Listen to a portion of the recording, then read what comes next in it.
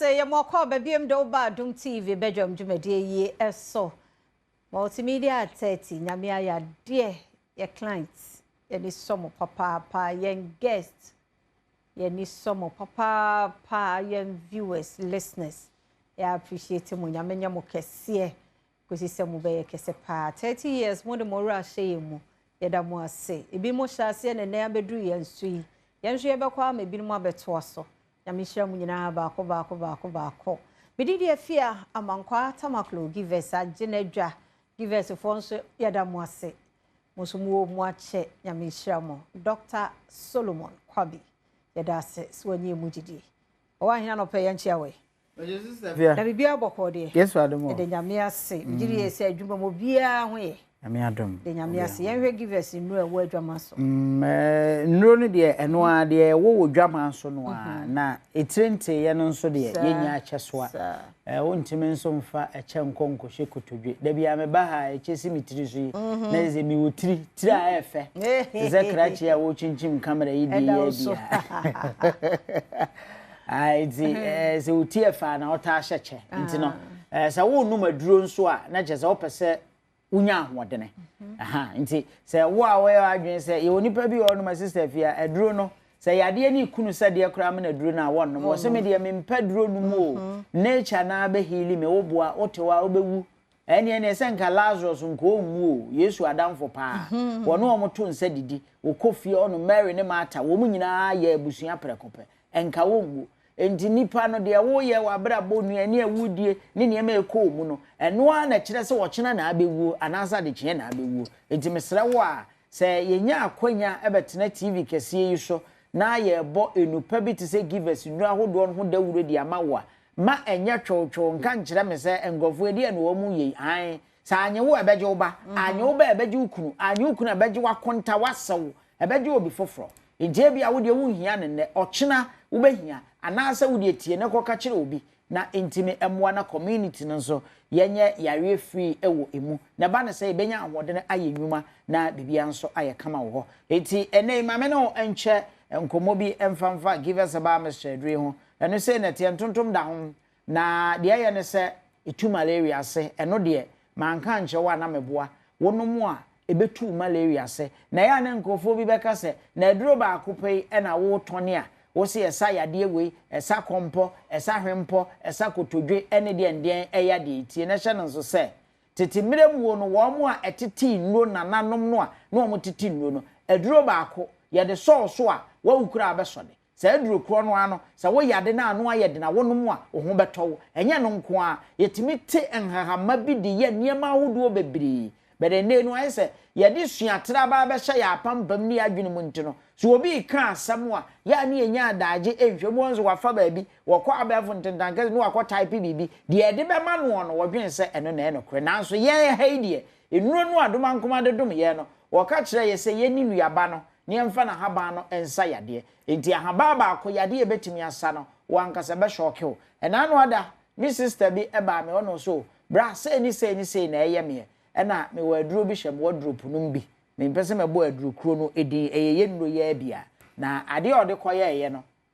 no odwene se bibi foforo ena eye no no ono maduro ni wie no fem no se bra na aduro na wode ma ame no ede ne de na eye enam so wano mama anwo atowa eye eno anu me bisa me de eye bia abibi no no dwuma ebo no enya sam ke 20 wote se ebo ho dawura no apebi ato give us about Mr. esa boost to immune system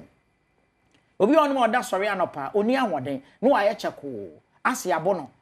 na wo kasa no kura na ne boafu Mr. onum give us about Mr. ebe Kenya asojafo na woni padua nim no na wanya ahoden ama wako atia yade bia distress bia no how bia eba betete wo ama wankasa no da sori ano wo how to so wo hunu de wo ye no obetimi anya ahoden wo kwakata so na de hoto wontimi na minua ba ma num give us about Mr. Drebi obu a wayare ne ho to no wanom grofo enroi bia apepe so woni nipadua nemu enti waye chako no wonam obi a wayare ama ne ho to no wonam asabe mpraduasa aye so so na ye pia no no wokosim wontimi nante ye ni nipadua no ensisi su ye meso no maduro we bi na oyo oba na se wafafuru ama enum bi akwada nso wonim rumfinhye adumienu a ene de kwanso ma enum bi wai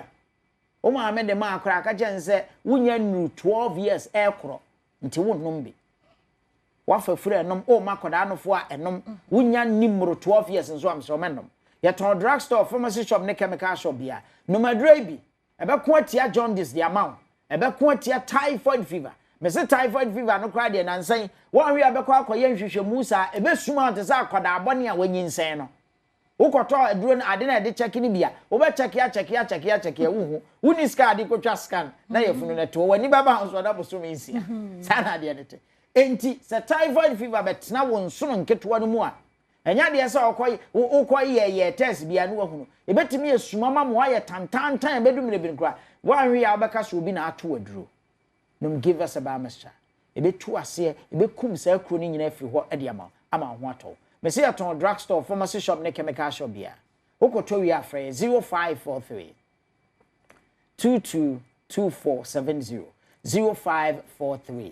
222470 eboa ma otimi didiye etimi ma oda me se wo ba no a ye kire na de ana ne wura fi no num give us about Mr. Dream me se ma ne bi no onya nimro 12 years ama emma no tie na sha no so why ehia pa na sade ya kire ose nom no onso betimi anom ne sa ama ho ato ebeboa boost immune system no na ako de atia ya de bia nti esanso ye immune booster ebesiesie ama efia ya akono enije abafie ama da bia wo sode anu aye cheko na aye se wuni ahomeka no ne nyina ase ebetu 0543 222470 yeton drugstore pharmacy shop and chemical shop bia mesanso e wo give us cool capsules eno me maso ana emrantie nani age ba say give us cool capsules no krachi bia washa singlet ena waso ne sisi ena da ho sei na tie na ye wo bi wo hono mo a eno no nso ne color ne te se ya nso eno no ya ye ne te se we iketoa ni nyina wokona oto okobisa ne ye de eno mawa ni nyina ye no ni bia eye no abia yesesa no e de abawei na nso still na no ahodi ne wom no eno abi ena ewom editie hye no nso se wo a wadidi amana hye so da bia oda so de anopa wo kesu ana ayese amama bi gina obo ase pampan bi gina obo ase opese ofie kwabena ni betwi ne katrama so kakra bi na wo ofe abusia aduan na wudi ye na atata so entimi nda ya stay ye enti e ma problem da bia na otiri fa e paawo wo kasagu nipa so ana ope ba bia fa kope give us cool capsules yeton drugstore pharmacy shop ne chemical shop wudi esisi ya de aye chronic etew so ya wo ye ohwehwe a enye yi wo ho ana wuntini asode sode wani wuntini nyina amema so heat ya begina wo nipadua no ma ye ohwehwe a enye yi num give us cool capsules ebeboa entinu emu asisi nti a ama kire se ensuo ntimi mfam ne mogya mfam no a ama ayere pepe no a esisi unipadua no a wo ye ohwehwe a enye yi wo ye adwuma kakra bi ano abre no mesenum give us cool capsules ebeyi amama ni nyina afi unipadua no wo yam nso a atimuo won de wo se me yam tim saa no na me de hyekeseye me aba me ni aba ma nya saa na nyame bo system no ewo se udidi a within 24 hours kakra no a wudi ko mu no eyam ade nipadua ne nhia no ebesene ko wo de ande eboso me miensa wafunu nyina atoto o kasa na obi edwane wankasa ohwini mu kura asa abon entesuo no wate a wo bu nyina afono kire se aduane ne digeste ye nom give us cool capsules ebeboa awhuru bo furo no mu ayi fini nyina afiri mu ade amawo na ho atɔ ama ntinu mu ada hɔ no anya ahoden aye adwuma sɛ de sɛ ne fata wani dumire bia na eprusuo wani aye gonwa posa wani na mese wanwe ya enhoma na soso wani emuo no wani nkosua ne mu ba akokora ate wani ne befira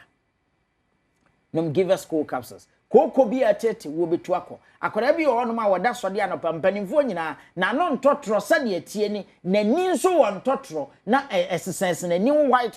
ni nyina ye koko amaman na de saa ha we nyina ba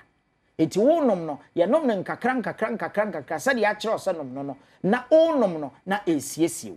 na akoda ne nya ni 12 years na bava mesro ye nro na mane bi ntum no mu so aba drugstore na so obi na asoma no a busane ye na hunu emfa nsha akoda ne nsam no onkonkonom enkonya problem mesro ye ton drugstore pharmacy shop ne chemical shop ebeboa ama amama ye da wani so ya wa nhwe ekure bedumre bi ye kwakwa yi wani aprehia no ebe uhuru ni nyina ama amama bi afiri ho wakata maso da bi atwitwi kura sade nya na bibi eteteta so wanum nkyɛnkyɛn ha na ayete sade ɛworɔworɔ no ni nyina amama problems ni bi no num give us cool capsules ye ton drugstore pharmacy shop and chemical shop bia wokoto a for 0543